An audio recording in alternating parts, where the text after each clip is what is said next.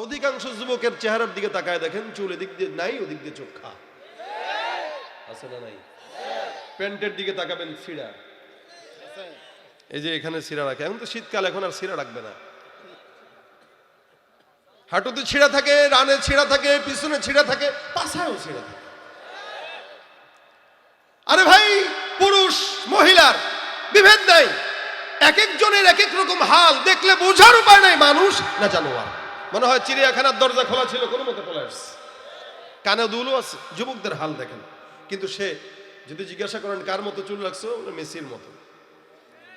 কিন্তু তাকে যদি জিজ্ঞাসা করেন জান্নাতে কার সাথে যাবা, রাসূলের সাথে, হ্যাঁ বলবে কিনা? আরে তুই চুল রাখলি কাফেরের মতো, চুল রাখলে বিধর্মীর মতো, যেতে চাস নবীর সাথে। এত সোজা কথা বলেন, এত সোজা। কবরে যাওয়ার পরে যদি দেখে পোশাকের অবস্থা তাদের মতো মিল, কার মতো দেখা যায়? ডোনাল্ড ট্রাম্পের মতো, তাহলে যাও তার সাথে যাও। আর দেখা যায় কার মতো? বলে হাবিবে কিবরিয়ার মতো, যাও রাসূলের সাথে জান্নাতে চলে যাও। তুমি বিজাতীয় সংস্কৃতিতে শোভেছো পরার, তুমি কেমন মুসলমান, তুমি কেমন মুসলমান। নামাজের সাথে নাই পরিচয়, মানো না কোরআন। নামাজের সাথে নাই পরিচয়, মানো না কোরআন। তুমি কেমন মুসলমান, তুমি কেমন মুসলমান। তুমি সুদের টাকায় প্রাসাদ গড়ো, ঘুষ ছাড়ো না, দিন দুঃখী না খেয়ে বরে খবরে রাখো না। ঘুষ খেয়েও বিচার করো, ঘুষ খেয়েও বিচার করো, সাজিয়া প্রধান। তুমি কেমন মুসলমান, কেমন মুসলমান, তুমি কেমন মুসলমান। তুমি নামাজের সাথে নাই পরিচয়, মানো না কোরআন। নামাজের সাথে নাই পরিচয়, মানো না কোরআন। তুমি কেমন মুসলমান, তুমি কেমন মুসলমান। আছে না নাই? মুসলমান যারা দাবি করেন আয়াতুল কুরসি পারেন না, এদের জন্য এক বালতি ঘৃণা। কি বলেন, ঠিক না? এদের শেখা উচিত না? আপনাদেরও উচিত কিনা? কেন উচিত এটাই আমি আপনাদেরকে বুঝাবো, কেন যে উচিত। প্রত্যেকটা মুসলমানের জন্য এই আয়াতটা একটু বড় হইলেও শেখা দরকার আছে না নাই?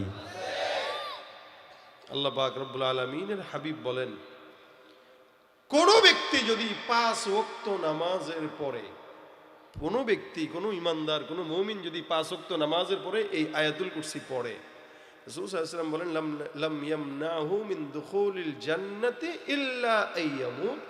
মৃত্যু ছাড়া জান্নাতে যাওয়া বাধা দেওয়ার মতো কেউ থাকবে না। আর একটু জোরে বলেন সুবহানাল্লাহ। মৃত্যু ছাড়া জান্নাতে যেতে বাধা দিবে না কেউ। তার মানে কেউ যদি 5 ওয়াক্ত নামাজের পরে আয়াতুল কুরসি পড়ে তো বিনা কথায় জান্নাত। সুবহানাল্লাহ। তার মানে তার হায়াত আর জান্নাতের মাঝখানে যেটা পর্দা থাকবে সেটা কি? মৃত্যু। সেটা কি? মরতে দেরি, জান্নাত পেতে দেরি হবে। কার কথা? নবীর কথা। কার কথা বলেন? কার কথা? রাসূল সাল্লাল্লাহু আলাইহি ওয়াসাল্লাম বলেছেন, কেউ 5 ওয়াক্ত নামাজের পরে এটা পড়বে আর সে জান্নাতে যাবে না, এটা হতে পারে না। এই আয়াতের মধ্যে আল্লাহ পাকের শান বর্ণনা আছে। আমি শুধু এই আয়াত কারিমা নিয়ে আপনাদের সঙ্গে কথা বলবো, ভিতরের কথা বলতেছি না। এটার ফজিলতটা কি সেটা আমি আপনাদেরকে শোনাইতেছি। আল্লাহ পাক শুরুতে বলেন, আল্লাহু লা ইলাহা ইল্লা হুয়াল হাইয়ুল কাইয়ুম। দেখেন, আল্লাহু লা ইলাহা ইল্লা হু, শুরুতে কি? যে আল্লাহ, স্বীকারোক্তি দিচ্ছেন, আল্লাহ লা ইলাহা ইল্লা হু, তার কোনো শরীক, তার কোনো শরীক তিনি ছাড়া কেউ। এটা আমাদের ঈমান। আমরা আল্লাহকে মানি এই জায়গায় যে আমাদেরকে ফাঁসির মঞ্চে নিলেও আমরা বলবো আল্লাহ ছাড়া আর কেউ নাই। কথা বলেন ঠিক কিনা?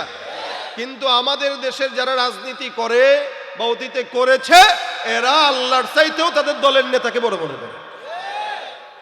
কথাটা মাঝখান দিয়ে মেরে দিলাম, কষ্ট পাবেন না। কিন্তু আল্লাহ বলতেছে কি?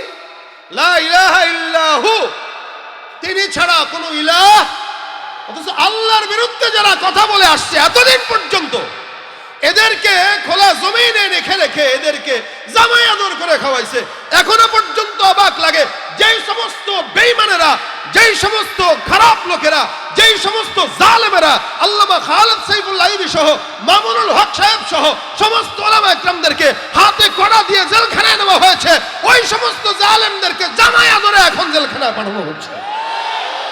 উচিত ছিল কুকুরের মতো টেনে হেঁচড়ে পাঠানো, কুকুরের মতো টেনে হেঁচড়ে পাঠানো দরকার ছিল। এক একজন আবার সালাম দেয় এমনি, লজ্জা নাই, কতটা বেহায়া আবার এমনি দেয়। কতটা বেহায়া। ইদা লাম তাস্তাহি ফাসনা মা শি'তা। নবী বলেন, যখন তোর লজ্জা থাকবে না তোর যেমন চাই করবি। লজ্জা শরম কতটা খাইলে পরে ধরা খাইছে, অকাম কইরা যাচ্ছে আবার হাত দেখাইতেছে, আর আমরাও কিছু বলতেছি না। তারা এভাবেই জেলখানায় যাচ্ছে। অথচ আলেমদেরকে এরাই বন্দি করে পায়ে বেড়ে দিয়ে, হাতে বেড়ে দিয়ে, যেন আলেমরা একটা সমাজের সবচেয়ে বড় চোর। অথচ এই দেশের সবচেয়ে বড় দিন দরদি কেউ যদি থাকে তারা হলো আলেম সমাজ, যারা নিজের স্বার্থ ছাড়া মানুষ গঠন করার জন্য জিন্দেগি বরবাদ করে দেয়। আর আমাদের টাকা চুরি করে কোটি কোটি টাকা যারা পাচার করে বিদেশ পাঠিয়েছে, ওদেরকে বুক ফুলিয়ে জেলখানায় নেওয়া হচ্ছে। তার মানে এটা জেলখানায় নেওয়া না, আপনার আমার আইওয়াস। কথা বুঝেন নাই আপনারা? জেলখানায় নেওয়া না, দেখানো নিচ্ছি তো, ধরছি তো। এভাবে করলে হবে না। প্রত্যেকটা জালেমের বিচার বাংলার জমিনে করা দরকার, ঠিক কিনা লেখা? কারণ তারা আল্লাহর উপরে তাদের নেতাদেরকে প্রাধান্য দিয়েছে। মুসলমান হয়েও তারা আল্লাহর সঙ্গে অন্য কাউকে শরীক করেছে নিজেদের অজান্তে, নিজেদের অজান্তে। অথচ আল্লাহ পাকের সবক, লা ইলাহা ইল্লাহু, তিনি ছাড়া কেউ, হাইয়ুল কাইয়ুম, জীবিত না মৃত? কথা কয় না। কতদিন জীবিত? আল্লাহু আকবার। আগেও ছিল, এখনো, ভবিষ্যতেও ঘুমায়। কথা বলেন, ঘুমায়? আপনারা ঘুমান কিনা? আমি ঘুমাই কিনা? এলাকার চেয়ারম্যান ঘুমায় কিনা? মেম্বার ঘুমায় কিনা? চেয়ারম্যান ঘুমাইলে এলাকা চলে, মেম্বার ঘুমাইলে এলাকা চলে, রাষ্ট্রের প্রধান না থাকলে রাষ্ট্র চলে। মাওলায় ঘুমাইলে না, তন্দ্রাচ্ছন্ন হইলেও দুনিয়া চলতে পারে না।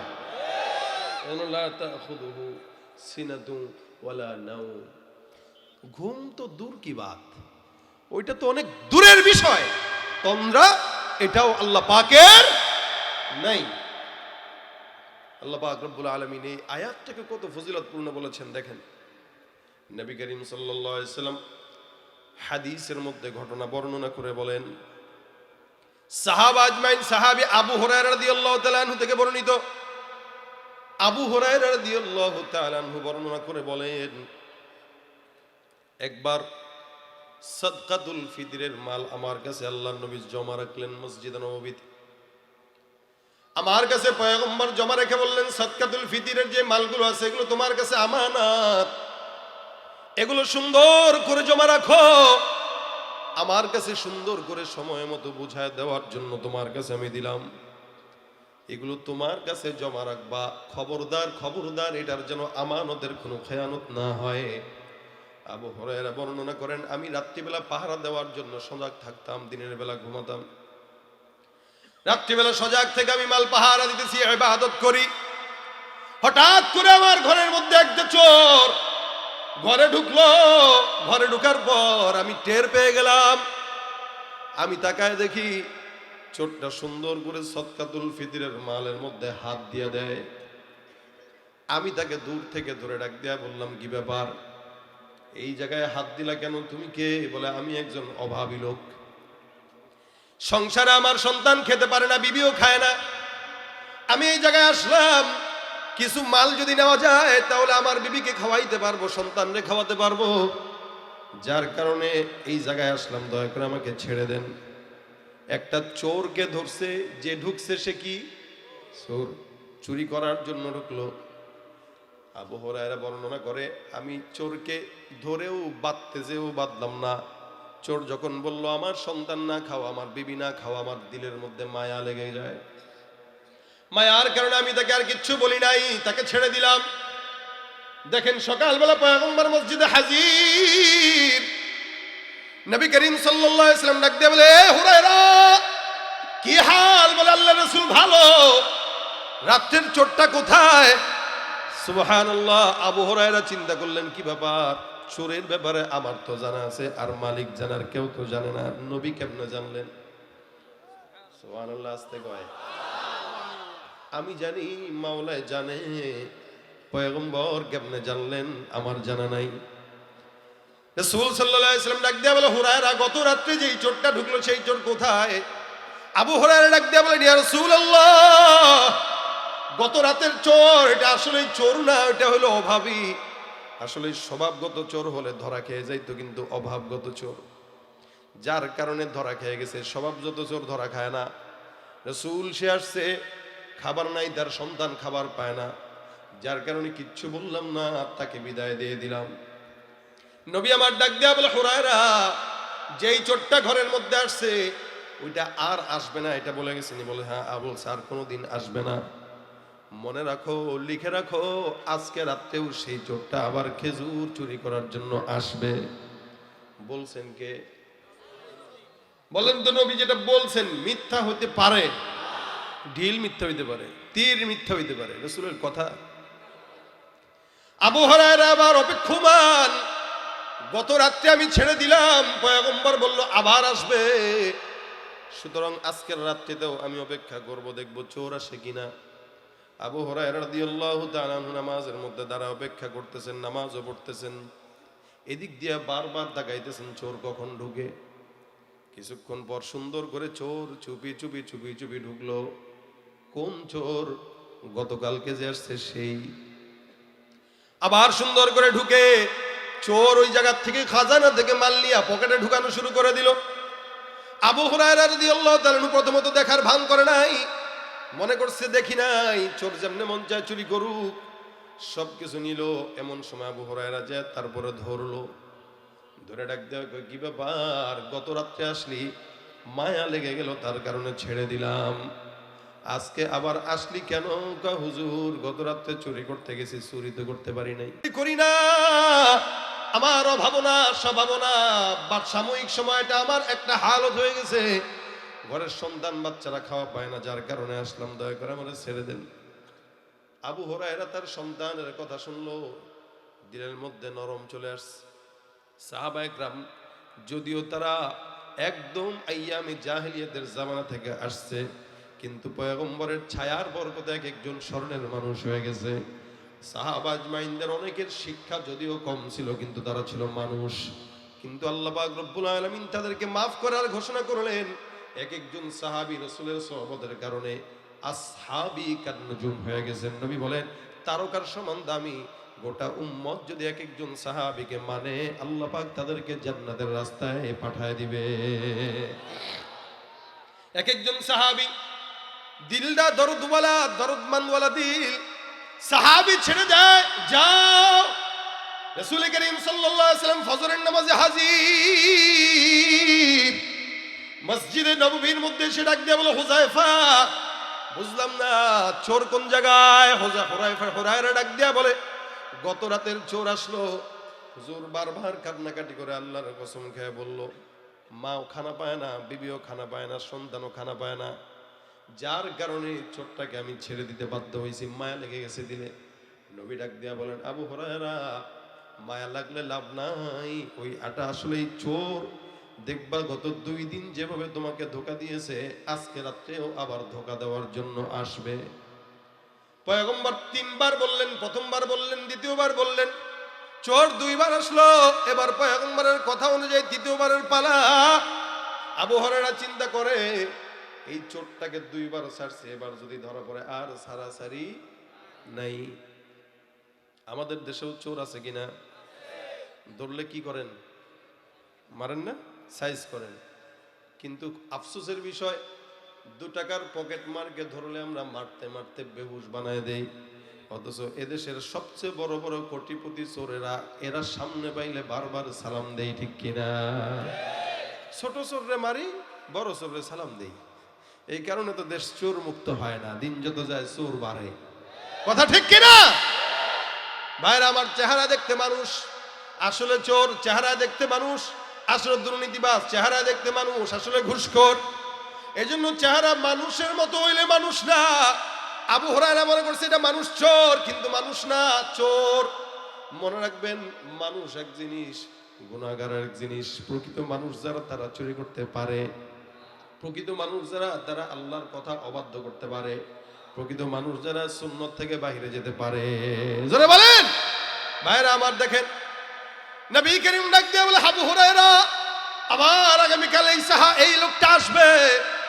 সাহাবী আবু হুরায়রা নামাজে দাঁড়াইলেন, সুন্দর করে দেখতেছেন কোন জায়গায় আসে, কোন দিক দিয়ে আসে। দড়ি মুড়ি ফিট করে রাখছে, আজকে যদি আসোস বাইন্দা একদম রাসূলের কাছে নিয়ে যাব। 2 দিন মাফ করছি, আজকে কোনো মাফ নাই। প্রস্তুত নিয়ে আছে। চোরটা সুন্দর করে আবু হুরায়রার ঘরের মধ্যে ঢুকলো। ঢোকার পরে এবার সাহাবী আবু হুরায়রা রাদিয়াল্লাহু তাআলা আনহু সুন্দর করে খপ করে চোরটার হাত ধরে রশি দিয়া বাঁধা শুরু করছে। এবার ডাক দিয়া কয়, আজকে 2 বারের জায়গায় 3 বার আসলি ধরা খাইলি, খবরদার আজকে ছাড়াছাড়ি নাই। 100% পয়গম্বরের সামনে আজকে নিব। চোর জানে এটা আসলে পয়গম্বর মুহাম্মদুর রাসূলুল্লাহর কাছে যদি যাই তাহলে তো খবরই আছে। আবু হুরায়রা রাদিয়াল্লাহু তাআলা আনহু সুন্দর করে চোরকে বাঁধলেন। বাঁধার পরে ধরে রাখলেন। নামাজ পড়তেছেন, চোর হাত পা বাঁধা, মনে মনে চিন্তা করে কোন ফাঁক ফোকর খুঁজা পালানোর সুযোগ নি পাওয়া যায়। দান্দাবাজিক চিন্তা মাথার মধ্যে আটতেছে। দেখবেন চোর চুরি করার পরে যদি বাঁধেন, এমন কোনো মিথ্যা কথা নাই ছোটার জন্য যেটা বলে না। কসমও খায়, মায়ের কসম, বাপের কসম, চোখের কসম, ঠোঁটের কসম, নাকের কসম, তাও ছাড়া দরকার। চোর বিভিন্ন কথা দিয়ে আবু হুরায়রা থেকে ছুটতে চায়, সুযোগ নাই। রাসূল বলছেন 3 বার তুই ধরা খাইছিস, আজকে নবীর কাছে নেওয়া হবেই। এবার আল্লাহর নবী সাল্লাল্লাহু আলাইহি ওয়াসাল্লামের সাহাবী আবু হুরায়রা অপেক্ষা কর সকাল পর্যন্ত, ফজর পর্যন্ত, বেশিক্ষণ নয়, ফজরটা একটু ঘনায় আসছে। চোর চিন্তা করলো কি ব্যাপার, কিছুক্ষণ পর তো ফজর হয়ে যাবে, যদি ধরা খাই মাঠটা তো আজকে একটা মাটিতে পড়বো না। এবার কিছুক্ষণ পর ডাক দেয়া বলে, ওরা হুরায়রা একটা কথা শুনবেনি। বলে কি কথা? আমি তোকে এমন একটা জিনিস শিখাবো যে জিনিস শিখাইলে তুই খুশি হবি, আর যদি তুই খুশি হস তাহলে আমারে মুক্তি করবি, ওয়াদা কর। আবু হুরায়রা কি শিখাইবা? আমি তোমাকে কোরআন থেকে একটা আয়াত শিখাবো, যে আয়াতটা তুমি জানো না। এটা জানার পর যদি তুমি খুশি হও, কথা দাও আমাকে ছেড়ে দিবা। আবু হুরায়রাকে লোভ দিছে। আবু হুরায়রা কোন সাহাবী, যেই সাহাবী ইলমের জন্য মসজিদে নববীর গেটে 24 ঘন্টা পড়ে থাকতেন, ক্ষুধার যন্ত্রণায় ছটফট করে কাতরাইতেন, মানুষ মনে করতো ওর মনে হয় মির্গি বেরাম ধরছে। এই সাহাবী আবু হুরায়রা, তাকে লোভ দিতেছে ইলমের লোভ। বলেন তো এই ইলমের লোভ কি সামলাইতে পারে? ইলমওয়ালা যারা, এরা ইলমের লোভ সামলাইতে পারে না। দুনিয়ার ক্ষমতাকে ছুড়ে ফেলে ইলমটাকে একটু হইলেও সেটাকে দিলের ভিতরে ঢুকানোর জন্য পাগল হয়ে যায়। সেখানে আবু হুরায়রার মতো একজন সাহাবী, সবচেয়ে বেশি হাদিস বর্ণনাকারী সাহাবী, আবু হুরায়রাকে বলতেছে, তোমাকে আমি কোরআনের একটা আয়াত শিখাবো, তুমি কি শিখবা? আবু হুরায়রা কয়, অবশ্যই শিখবো। শিখলে আমারে ছুটাইবা? অবশ্যই ছুটাবো। আবু হুরায়রার মাথায় ওইটা চলে গেছে, রাসূল বলছেন ধরে রাখতে। যা আছে খালাস, রাসূলকে বুঝিয়ে দেবো একটা, আগে ইলম শিখি। আবু হুরায়রা কয়, তুই আমার ইলম শিখাবি? বলে হ্যাঁ। মিলাইতে পারতেছে না, চোর চুরি করতে আসছে, চোর বলে ইলম শিখাবে। তার মানে চোরের কাছে ধর্মের কথা আমরা গত 16-17 বছর শুনছি, কিন্তু আরে আবু হুরায়রা বিপদে পড়ছে তো চোরের কাছে ধর্মের কথা শুনতেছে। চোরে আবু হুরায়রাকে ডাক দিয়া কয়, এই আবু হুরায়রা, তুমি আমারে বানছো, আমার আপত্তি নাই, কিন্তু তোমাকে যেটা শিখাবো এটা অনেক দামি আয়াত আল্লাহর কাছে, আমি জানি, কিন্তু আমি এটাও জানি এটা তুমি জানো না। আবু হুরায়রা রাদিয়াল্লাহু তাআলা ডাক দিয়া বলতেছেন, ঠিক আছে বলো, আগে শুনে নেই, পছন্দ হইলে ছেড়ে দিব। চোর ডাক দিয়া বলতেছে, এ আবু হুরায়রা, আমি যে আয়াতটা তোমাকে শিখাবো ওই আয়াতটা হচ্ছে এটা।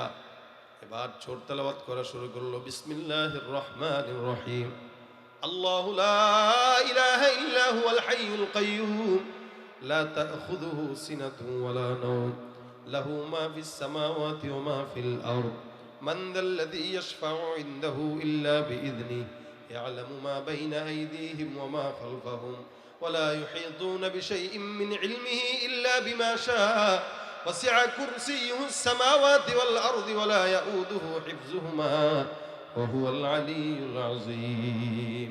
চোর সুন্দর করে তেলাওয়াত করলেন। ডাক দেয়া আবু হুরায়রা, জানো তাহলে কি? এই আয়াতটা কোনো বান্দা যদি রাত্রেবেলা শোয়ার সময় তেলাওয়াত করে ঘুমায়, আমার আল্লাহ পাক সারা রাত বান্দাকে ফেরেশতাদের মাধ্যমে হেফাজত করবে। সকল প্রকার জিন্নাত শয়তান থেকে ওই বান্দাকে সারা রাত আল্লাহ পাক হেফাজত রাখবে। এবার চোর ডাক দেয়া বলে, সকালবেলা কেউ যদি তেলাওয়াত করে সন্ধ্যা পর্যন্ত আল্লাহ পাক বান্দাকে হেফাজত করবে, শয়তান থেকে হেফাজত করবে, জিন্নাত থেকে হেফাজত করবে, খারাপ লোক থেকে হেফাজত করবে। আবু হুরায়রা কয়, আলহামদুলিল্লাহ, আমি আসলেই এই কথাটা জানতাম না। ঠিক আছে, তোমার এই জ্ঞানটা আমার পছন্দ হইল, আমি তোমার বান্দা খুলে দিলাম, যাও খবরদার আর আসবা না। চোর চলে যায়। সকালবেলা পয়গম্বর হাজির হয়ে আবু হুরায়রাকে ডাক দিয়া বলে, হুরায়রা কোথায় গেল চোর? আবু হুরায়রা ডাক দিয়া বলে, রাসূলুল্লাহ, ওই চোরটা সাধারণ কোনো মানুষ নয়, অনেক শিক্ষিত চোর, যার কারণে শিক্ষিত চোর আমার কোরআনের আয়াত শিখাইছে। চিন্তা করছেন, শিক্ষিত চোর, আবু হুরায়রা বলতেছে শিক্ষিত চোর আমার কোরআনের আয়াত শিখাইছে। বলে কিসের কোরআনের আয়াত? বলে চোরটা আমারে বলে গেছে, কোন বান্দা যদি আয়াতুল কুরসিটা রাত্রিবেলা তেলাওয়াত করে সারা রাত আল্লাহ পাক শয়তান থেকে হেফাজত রাখবে। সুবহানাল্লাহ। সারা দিন যদি তেলাওয়াত করে, সকালবেলা যদি তেলাওয়াত করে, সকালে তেলাওয়াতের মাধ্যমে সারা রাত পর্যন্ত আল্লাহ পাক তার হেফাজত করবে। নবী করিম ডাক দিয়া বলেন, এই মনে রাখবা আবু হুরায়রা, নিশ্চয়ই চোর যেটা কদ সাদাকাকা, সে তোমাকে সত্য বলছে, কিন্তু জানো সে কি? ফাইন্নাহু কাযুব, এটা মিথ্যাবাদী। আল্লাহ নবী সাল্লাল্লাহু আলাইহি ওয়াসাল্লাম ডাক দিয়া বলে, চোর যেটা তোমাকে বলছে সত্য বলেছে, কিন্তু চোরটা আসলে সত্যবাদী নয়। আবু হুরায়রা কে হুজুর এটাকে? পয়গম্বর ডাক দিয়া বলেন, যাকাশ শাইতান, ওইটা আসলে চোর নয়, শয়তান চোরের বেশে তোমার কাছে আসছে। আবু হুরায়রা কে হুজুর কি বললেন? হ্যাঁ, 3 দিন তোমার কাছে শয়তান আসছিল এই আমানতের ভিতরে বরকত নষ্ট করার জন্য, কিন্তু পারে নাই। বাকি যাওয়ার সময় ও ভয় পাইছে যে আমার কাছে যদি পড়ে তাহলে তো খবর আছে, শয়তান তো। নবী সাল্লাল্লাহু আলাইহি ওয়াসাল্লামের কাছেও শয়তান ছিল না, বিষয়টা এমন না, ছিল, কিন্তু হুয়া আসলামা, আল্লাহ রাসূল সাল্লাল্লাহু আলাইহি ওয়াসাল্লাম বলেন আমার কাছেও যে শয়তান ছিল ওটা মুসলমান হয়ে গেছে, ওইটাও ভালো হয়ে গেছে। বাকি যেগুলো আছে চেলা চামুন্ডা, ওগুলো তো মাঝে মাঝে বুঝে নবীর সামনে পড়লে তার বাঁচার উপায় নাই। এজন্য আমার সামনে থেকে বাঁচার জন্য কোনো মতে তোমার একটা দ্বীনের শিক্ষা দিয়া পলাইছে। কিন্তু কথাটা বলছে কি? কথা কয় না, কথা বলছে কি? হাদিস শরীফে রাসূল বলেন, কেউ যদি রাত্রিবেলা তেলাওয়াত করে ঘুমায় সারা রাত শয়তান থেকে হেফাজত রাখবে। অনেক সময় বাচ্চারা কান্নাকাটি করে, এমনি হাউমাউ করে কাঁদতেছে, মা কোলে নিয়ে কত গল্প শোনায়, কত কিছু বলে, গান শোনায়, বাচ্চা কান্না থামে না। আয়াতুল কুরসি করে ফু দেন, কান্না থেমে যাবে ইনশাআল্লাহ। রাত্রে 3টার দিকে কোন হুজুরে পাবেন ফু দেওয়ার জন্য? হুজুরের ফুট চাইতে আপনি বাবা মা হিসেবে আপনার ফুট দাম অনেক বেশি থাকবে। কি বলেন, ঠিক না? এদিক দিয়া উবাই ইবনে কাব রাদিয়াল্লাহু তাআলা আরেকটা ঘটনা বর্ণনা করেন। উনি বলেন, আমার একটা বাগান ছিল, বাগানের মধ্যে অনেক খেজুর, অনেক ফসল। খেজুরের বাগানে আমি একবার গেলাম, যে দেখলাম একটা কিশোর যুবক দেখা যায়, কিন্তু যুবকের চেহারা কেমন যেন মানুষও না, জিনও না, ভয়ঙ্কর। আমি তাকে, ওই যে আইবি সাহেব বলছেন না, জিন্নাতরা অনেক কি ধরতে পারে, সুরাত ধরতে পারে। এই যুবককে আমি দেখে কই, কিরে মানুষের মতো লাগে, আমার কেমন কেমন লাগে। এই আমি সাথে তারে ধইরা বললাম, এই তুমি কে? তুমি কি মানুষ না জিন? আমরা অনেক সময় বাইরে অনেক মানুষ দেখলে আতঙ্কে উঠে কেমন দেখা যায়, মানুষ নাকি আসলে অন্য কোনো কিছু। তা কাব ইবনে উবাই ইবনে কাব রাদিয়াল্লাহু তাআলা বলে, আমি তাকে দেখে বলতেছি, এই তুমি মানুষ না জিন? তো সে আমাকে বলল যে আমি জিন্নাত। কি বললো? জিন। আমি জিন। আচ্ছা তোমার হাতটা দেখাও তো আমারে। উবাই ইবনে কাব বলেন, আমি ওকে হাত দেখতে চাইলাম, জিনটা হাত বাড়ায় দেয়, আমি তাকায় দেখলাম জিন্নাতের হাতের মধ্যে কুকুরের মতো হাত, কুকুরের মতো পশম, হাতগুলা কেমন পশমওয়ালা, চেহারা কেমন কুৎসিত। আমি বললাম, তুমি এখানে কেন আসলা? জিন্নাত ডাক দিয়া কয়, আপনার এখান থেকে কিছু রিজিক নেওয়ার জন্য আমি আসছি। আমি তাকে বললাম, এই যুবক জিন্নাত, তুমি বলো তোমার পরিচয় তো জিন্নাত, এই জায়গায় তুমি আসলা, এই যে তোমাদের মতো শয়তানদের কাছ থেকে আল্লাহর কাছে কেমনে পানা যাব? ওই জিন্নাত উবাই ইবনে কাবকে ডাক দিয়া বলতেছেন, সাহাবী আপনি বিশ্বাস করবেন না, সমস্ত জিনদের মধ্য থেকে সবচাইতে শক্তিশালী আল্লাহ আমাকে বানাইছে। আমাদের থেকে আপনারা যদি মুক্ত পেতে চান, হেফাজত থাকতে চান, আয়াতুল কুরসি পড়বেন। কোন বান্দা যদি আয়াতুল কুরসি পড়ে, আল্লাহ পাক আমাদের মতো শয়তান জিন্নাতদের থেকে তাদেরকে হেফাজত করবে। সুবহানাল্লাহ। এই জন্য নবী ডাক দিয়া বলেন, মান করা আয়াতুল কুরসি ফি দুবুরি কুল্লি সালাতিন মাকতুবা। 5 ওয়াক্ত নামাজের পরে কোন বান্দা যখন আয়াতুল কুরসি পড়বে, আমার আল্লাহ ওই বান্দাকে জান্নাত দান করবে। শুধু তাই না, শোয়ার আগে যদি পড়েন, শয়তান থেকে বাঁচাবেন, জিন্নাত থেকে বাঁচাবেন, ঝামেলা থেকে মুক্ত রাখবেন। এই জন্য মুসলমান প্রত্যেকটা ইমানদারের উচিত 5টা ওয়াক্ত নামাজের পরে যদি একবার করে পড়েন, কয় মিনিট লাগবে? বেশি সময় লাগে? ধরলাম 1 মিনিট লাগবে, ধরলাম 2 মিনিট লাগবে, কিন্তু 5 ওয়াক্ত নামাজের পরে পড়ার কারণে আপনি জান্নাতের সনদ পেয়ে যাচ্ছেন। এর চাইতে বড় কিছু পাওয়ার আছে বলেন? একটা ছোট্ট একটা আমল। কিন্তু এমনি যদি বলি জান্নাতে যেতে পারবেন, বলবেন না পারবো না। কিন্তু আয়াতুল কুরসি যদি 5 ওয়াক্ত নামাজের পরে তেলাওয়াত করেন, আশা করা যায় নবীর কথা সত্য হইলে জান্নাতে যাবেন ইনশাআল্লাহ। কি বলেন? দরকার আছে না নাই? জান্নাত পাওয়া দরকার আছে না নাই? চোরের হাত থেকে সম্পদ বাঁচাইতে চান? ডাকাতের হাত থেকে সম্পদ বাঁচাতে চান? আয়াতুল কুরসি পড়ে সম্পদে ফু দিয়ে রেখে দেন। ঘরে কোনো জায়গায় টাকা রাখলে আয়াতুল কুরসি পড়ে ফু দিয়ে রেখে দেন। শয়তান থেকে হেফাজত থাকবে, চোর থেকে হেফাজত থাকবে। এ মুসলমান, এই কারণে এই যে সমাজে কত মানুষ দেখতেছেন, সবাই কিন্তু মানুষ না, চোরও আছে না নাই? কথা কয় আছে না নাই? রাস্তাঘাটে যায় না চলা এই মানুষের ভিড়ে, ওই ভিড়ের মাঝেও আবার কেহ অন্যের পকেট মারে। রাস্তাঘাটে যায় না চলা এই মানুষের ভিড়ে, ওই ভিড়ের মাঝে আবার কেহ অন্যের পকেট মারে। তাকেও যদি মানুষ বলো, আমার বলার কিছুই নাই। তাকেও যদি মানুষ বলো, আমার বলার কিছুই নাই। মানুষ দেখতে চলো এবার জাদুঘরে যাই সবাই। হায় রে সাধের দুনিয়ায় মানুষ পাওয়া বড় দায়। মানুষ দেখতে চলো এবার জাদুঘরে যাই সবাই। ঠিক কিনা? শিক্ষার জোরে ডিগ্রির ভারে সাহেবের মাজা বাঁকা, মুচকি হেসে সব অফিসে নেয় যে ঘুষের টাকা। শিক্ষার জোরে ডিগ্রির ভারে সাহেবের মাজা বাঁকা, মুচকি হেসে সব অফিসে নেয় যে ঘুষের টাকা। মানুষদের দেশে তো আজ অভাব নাই, শিক্ষিত এই মানুষদের দেশে তো আজ অভাব নাই। মানুষ দেখতে চলো এবার জাদুঘরে যাই সবাই। হায় রে সাধের দুনিয়ায় মানুষ পাওয়া বড় দায়। মানুষ দেখতে চলো এবার জাদুঘরে যাই সবাই। ঠিক না? চোর সব জায়গায় আছে। চোরের অনিষ্টতা থেকে বাঁচতে এই আয়াতুল কুরসির বিকল্প কিছু এখানেও থাকতে পারে।